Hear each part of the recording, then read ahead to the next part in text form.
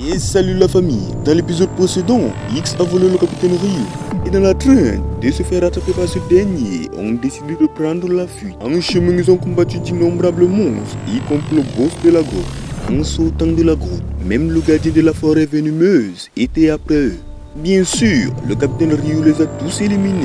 De fatigue, nos deux protagonistes se sont écoulés. Bien, c'est là où nous nous sommes arrêtés dernièrement. J'ai qu'une chose à dire les gars. Abonnez-vous Pour ne rater aucune de mes prochaines vidéos sur ce manoir. Où suis-je?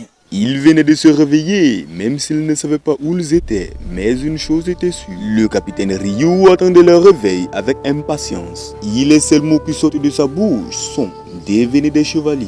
Nos protagonistes ne comprennent pas, ils l'ont pourtant volé, mais pourquoi il va à tout prix les recruter? X lui pose la question à savoir que sont devenues les filles qui étaient avec lui dans la forêt. Ah oui les filles, désolé je n'ai pas pu les sauver, dit-il. Notre protagoniste X ne pouvait supporter cette nouvelle. Mais comment cet enfoiré peut-il dire qu'il est un chevalier alors qu'il n'est même pas capable de sauver deux petits enfants, dit-il.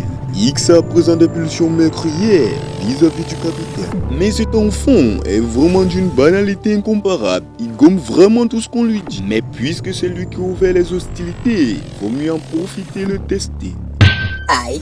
Mais la vice-capitaine lui dit de se calmer, car tout ceci n'est que mensonge. Elle lui fait comprendre que Anne et la petite sont à présent dans la cuisine, en train de préparer le petit-déj. Évidemment que cela est que mensonge. Une personne capable de battre le gardien de la forêt venimeuse, ce n'est pas deux petits-enfants qui vont le dépasser et à protéger.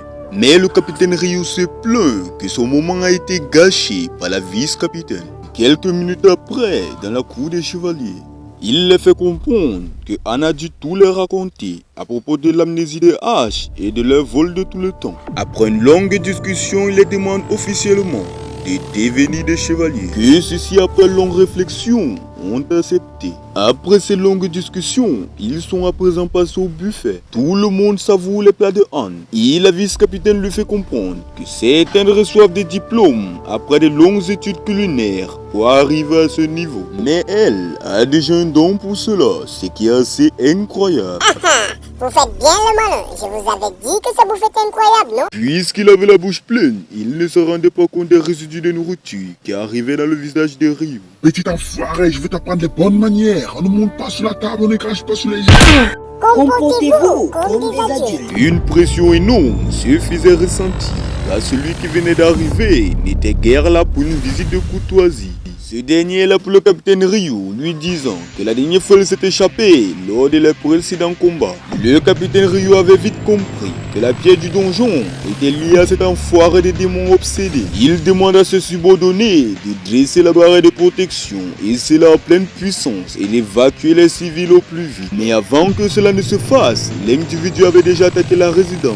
La puissance de son attaque était vraiment quelque chose. L'individu qui venait d'arriver n'était d'autre qu'un démon, le légendaire Lezuka. Puisque son niveau est de 99, c'est donc un démon de haut rang. Qui plus est, le meilleur épéiste du monde des démons. Puisque c'est lui qui est venu chercher des noix, le capitaine Ryu va lui donner ce qu'il veut. Le capitaine lui fait comprendre qu'il n'avait plus envie de recroiser sa sale tronche. Mais pourquoi ce salaud n'est pas allé crever quelque part, dit-il. Mais pour le démon, malgré les âneries qui sortent de sa bouche, on dirait que sa lame elle aussi l'attendait avec impatience. Celui-ci s'empresse de l'attaquer. On dirait que ce dernier est très furax à cause de la cicatrice que lui avait infligée le capitaine Ryu lors de les précédents combats. Mais le capitaine Ryu est très en difficulté.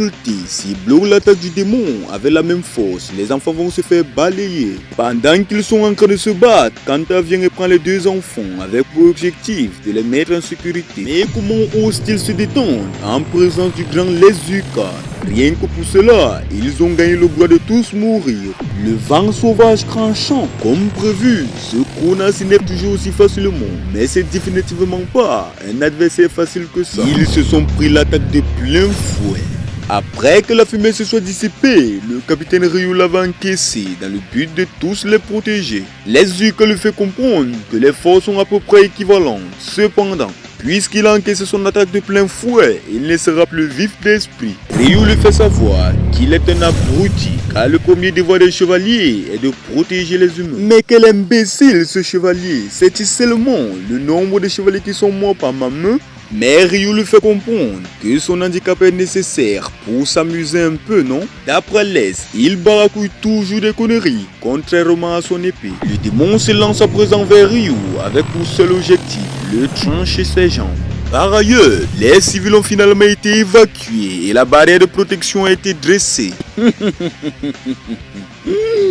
Maintenant que les citoyens sont à l'abri, le capitaine Ryu peut enfin faire tout ce qui lui chante. S'il tient tant que ça à mourir, alors le capitaine va se faire un plaisir de l'aider.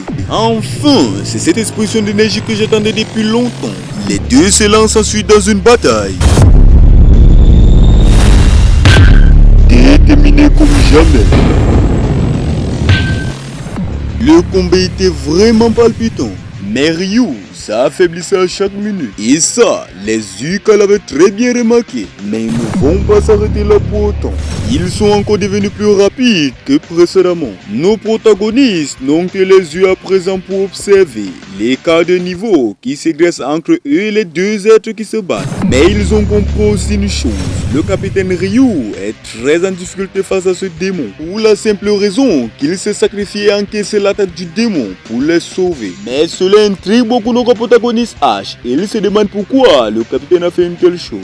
Et devant ce spectacle de combat grandiose, se tenaient deux individus à l'écart. D'après son expression, on dirait que lui aussi a envie de s'amuser un peu. Alors pour cela, il va essayer de se divertir avec la vice-capitaine en créant des monstres de haut niveau.